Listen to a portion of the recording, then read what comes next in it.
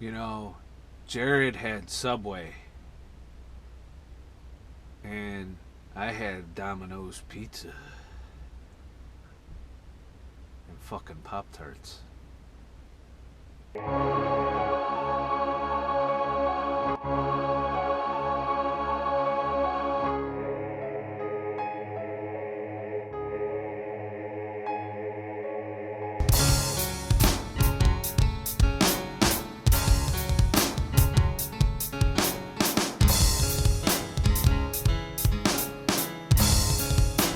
Well, there's another fucking fat loss vlog. Turns out my test has worked better than expected. What I decided to do was last week I decided to eat maintenance calories, which for me is about 2,200 calories now. It's come down a little bit. As you know, the more weight you lose, the less, the less calories you burn, because there's less of you that your body needs energy for. You know, when people worry about your metabolism slowing down, a lot of it has to do with that you actually lost weight and there's less of you using energy. But leaving that little thing aside, there's a big thing that's always been preached for weight loss, and you'll see it all over the world. It's calories in versus calories out. It's the whole reason motherfuckers are in the gym pounding away on fucking treadmills is because they're in there trying to burn more calories so that they can eat a little more, or even not eat a little more, and lose more weight, allegedly, in a lower period of time. Now, in my last video, I beat to death that cardio is not a requirement for weight loss in any stretch of the word. It isn't going to make you look more toned, isn't going to make you, it'll just give you maybe, you'll get to your goal 2, maybe 3 weeks earlier, depending on how many fucking hundreds of hours you put into it over a long period of time. And to me, and I went over that it's basically not worth it. The amount of work, effort, and time you put in versus the results that you get had you over and beyond had you just done it through diet. So I'm not here to retread those waters, but what I did announce is an intent to eat maintenance calories in addition to a new fasting protocol that I'm trying. And that's daily 18 to 23, maybe even 24-hour fasts. It varies. It's very flexible. Say you get hungry around lunchtime, for example, you start your 4-hour eating window then. And then you don't eat until 18 to 24 hours later. Or say you're doing good, or maybe you fuck up and you eat a little extra. So then what you should do is maybe fast for 24 or 25, even 26 hours to make up for when you fucked up. You know, today I went about 300 calories over, so the way I can answer that is to add some extra fasting. Okay, so my results.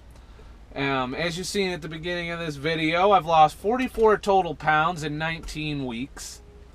And I started this experiment as a way to see how I could do maintenance when I do get to my goal, so that I don't gain weight, but at the same time I can relax a little bit on how many calories I eat and my macros and what have you. So this week I said I'm going to see if I can plateau. And what I did is I did the 18 to 24 hour fasts daily.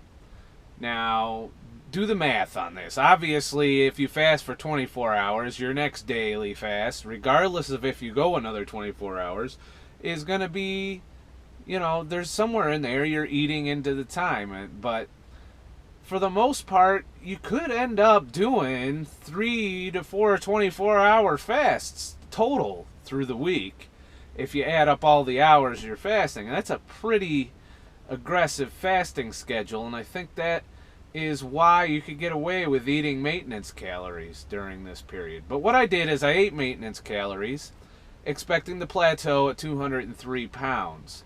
This morning I weighed in at 200.5 pounds, which is, I'm just about to dip under the 200 mark, which is a big milestone for me, considering in January of 2014 I weighed 255. I didn't start counting that weight loss because I didn't seriously commit to it till I was at 244.5 pounds was the starting weight at the beginning of this weight loss journey that I'm on. So the first week of doing this new protocol, I lost I think it was 7. I don't know. I'd have to look. It's at the beginning of this video.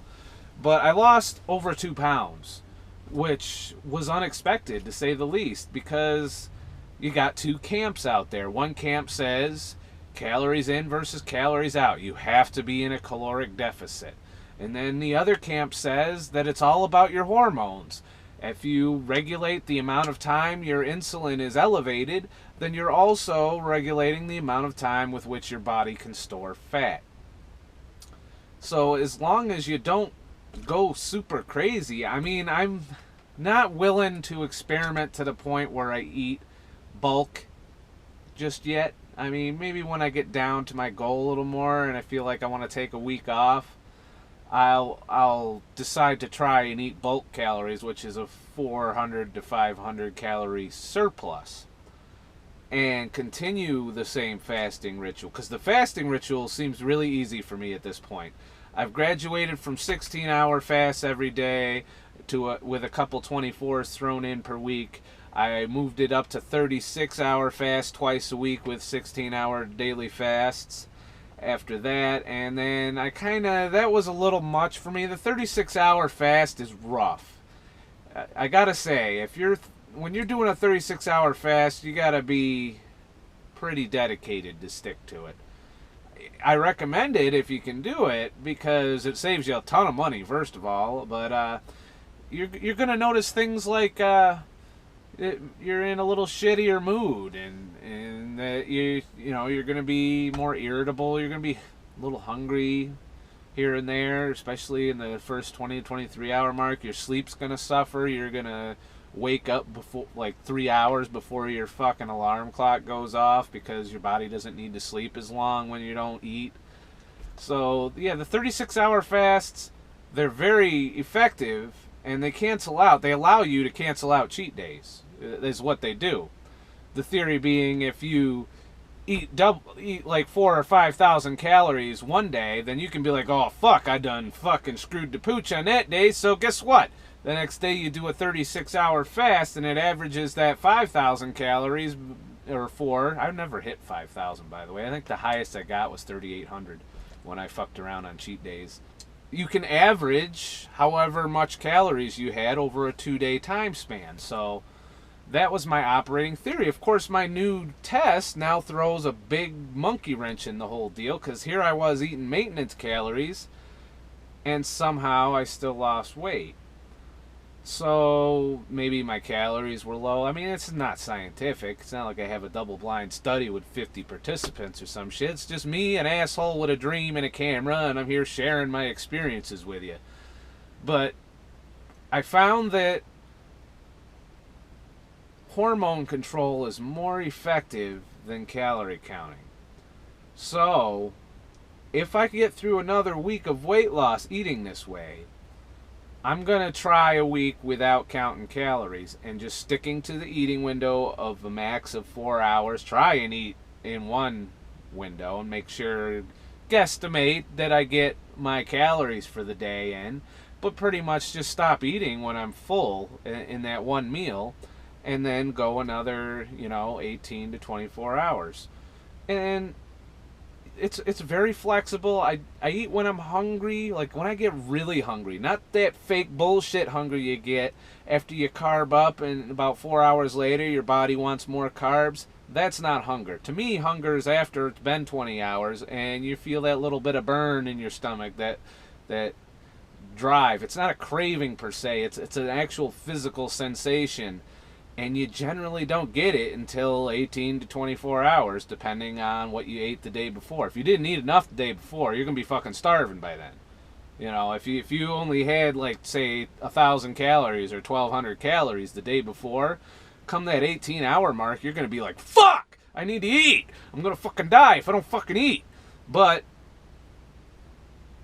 if you ate 2,000 calories, 2,300, 2,400, somewhere in there, depending on, your size, weight, age, and all of that shit. There's fitness calculators to figure that out. But if that's what you ate the day before, chances are you might not be hungry to the 23-hour mark. Your body is very efficient at operating, and once you get into this routine, it does take time to get into. You're not just going to jump into this. Some people can because they unknowingly fast. You know, I know people that don't eat all fucking day, and they go home and they pig out and they go to bed. And somehow some of them still gain a lot of weight, but I think it's mainly that, I don't know, that they snack. I think they're getting calories from other places when they're not eating, like milk in the coffee and all of that. So if you're doing that all day, you're keeping your insulin spiked, and then anything you eat at night is going to go right into your ass. Whereas if you're fasting all day, you're depleting your glycogen stores throughout the day. So the first thing your body's going to do is put shit back into your glycogen stores. And then once those are full, then it'll start thinking about putting in your fat ass. But by the time it gets to that point, I'm thinking the 4-hour eating window, you're done eating. So it's like, shit, you know, and it spends the next couple hours, I would assume, using the energy you took in. So you got the energy you're using, you got your glycogen stores being replenished, and then you got your fat. And you really don't store a lot of fat if, you know, if your insulin levels are low and your human growth hormone's high, you're not storing fat. And you're not building muscle either. That's another issue. I don't know how to integrate this in with strength training, as in to grow muscle. That is a goal yet to be explored. Right now, as I said before, my main goal is to try and keep what muscle I got while losing my fat. And the goal is abs by 40. I don't know if I'll get there. I don't know if I'm capable of getting there, but I'm going to try.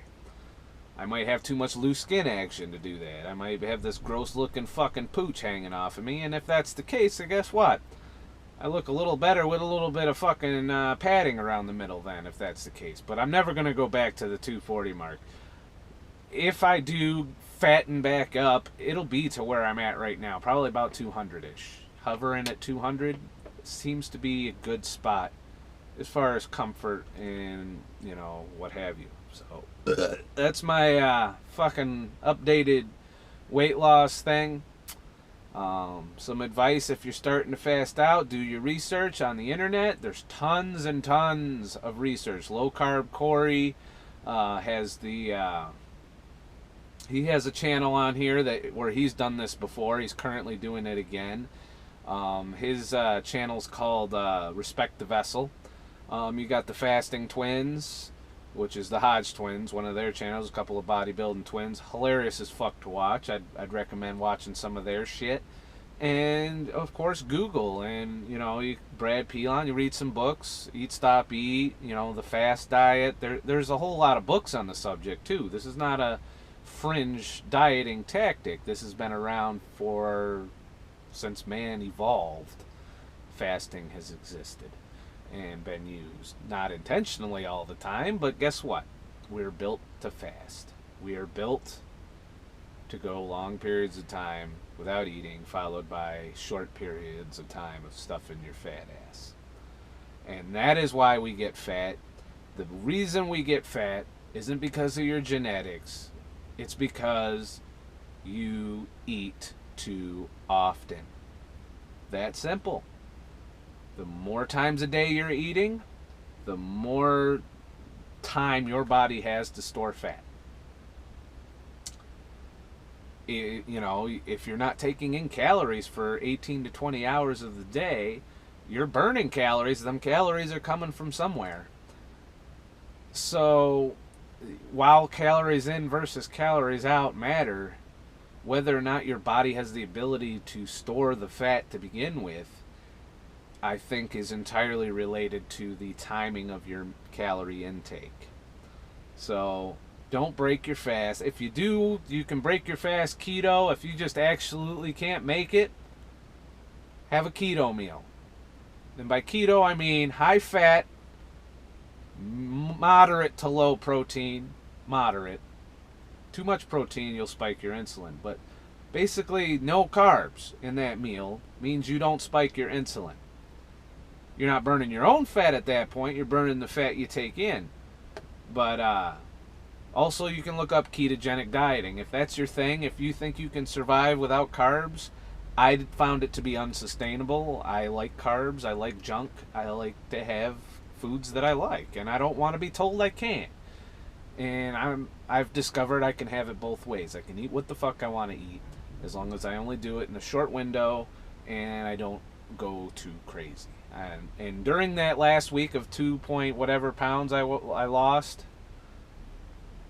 you know, there was one day I ate almost a whole pizza. That was my meal, you know. I got my calories in right there in that one meal, you know, and I think I even had a Pop-Tart or something with it as dessert. So talk about the worst motherfucking meal you could eat. And I'm like, there's no way I'm losing weight this next weigh-in. And I didn't get to track my weight all week because I was busy working. So I did it. I lost another couple pounds. So, which is all I want to do. 1 to 2 pounds a week's all you need. If you can sustain that, you can, over a long period of time, you'll get your weight loss goal. Turns out your body wants to lose it at a slow pace. If you shock your body, you beat the shit out of yourself, you eat like a rabbit, 800 calories a day, your body's going to shut the fuck down. Your body's going to be like, sorry, but next time you eat, I'm going to put that right in your ass. Fat ass. So, put the fork down. And remember, I'm not an expert. I'm just an asshole.